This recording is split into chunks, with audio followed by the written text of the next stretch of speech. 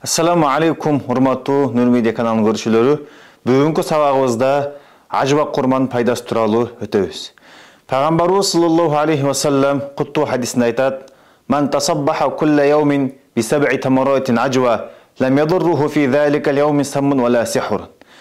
Кайсы адам ар күнү ажыбак курмасынан жетүүн жей турган болсо, ал күнү ага эч кандай сыкыр зыян жеткизе албайт дейт. Ошондой эле бул ажыбак курмасын данектерин кошо майдалап жей турган болсо, жүрөк ооруларына да пайдалуу. Абу Дауд риваятында хадис келтирилет: Саад радиаллаху анху ооруп калганда пайгамбарыбыз ага барып зиярат кылат. Анан пайгамбарыбыз колун анын көкүрөгүнө коюп айтат: "Сен жүрөгүң ооруп жатыптыр.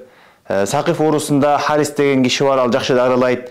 Ал Мадинадагы ажыбак курмадан жетөөн алып туруп, данектер менен кошо майдалап, сен ошо менен дарыласын" дейт. Демек, ажыбак курмасы ушул данектер менен кошо майдалап жей турган болсо, жүрөк ооруларына да пайдалуу. Дарыгерлер жана башка пайдаларын айтып кетишкен. Мисалы, көздүн саламаттыгын сактап, көздүн көрүүсүн жакшыртат, кан аз болуунун алдын алат, ошондой эле иммунитетти бекемдейт, мээни иштөөсүн, тамак сеңүү системасын жакшыртат. Ошондой эле организмдеги кан айлануу системасына оң таасирин тийгизет.